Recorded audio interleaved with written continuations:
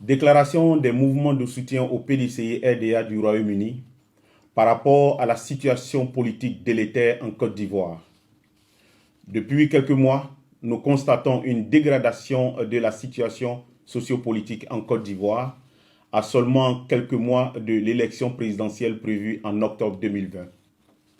Dans un communiqué de la direction du PDCI-RDA daté du 27 décembre 2019, il est fait mention d'actes d'intimidation et de violation constante des droits des cadres du parti de la part d'individus suspects encagoulés qui opèrent sous le couvert des forces de sécurité régulières ivoiriennes.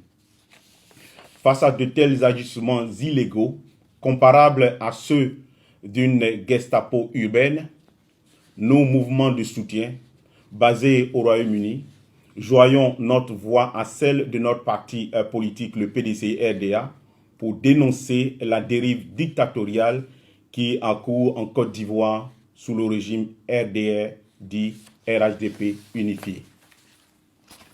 Aussi, prenons-nous à témoin l'opinion nationale et internationale pour constater les atteintes aux libertés fondamentales des citoyens et en particulier celles des personnalités politiques et civiles par des emprisonnements arbitraires d'une justice aux ordres et foulant aux pieds la nouvelle constitution en vigueur en Côte d'Ivoire.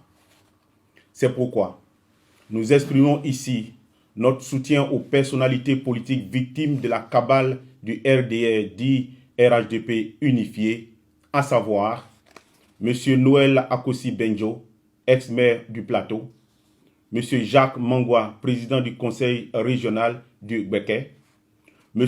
Valentin Kwasi, président de la JPDCI, les députés du groupe parlementaire Rassemblement, sans oublier le président Laurent Gbagbo, Charles Blé Goudé, président du COGEP, et bien d'autres de nos concitoyens. Considérant la constitution ivoirienne, considérant la charte internationale des droits de l'homme, considérant la charte africaine des droits de l'homme et des peuples, nous invitons le régime RDR dit RHDP unifié à se vêtir de la tunique de l'oufoutisme. Car l'oufoutisme, loin d'être un vain mot ou un simple outil de propagande politique, prône l'amour du prochain, la tolérance, le dialogue permanent comme mode de règlement des conflits de tout genre, le pardon, l'humilité, la protection des biens et des personnes, la gestion inclusive de la chose publique et l'état de droit par le respect scrupuleux de la Constitution.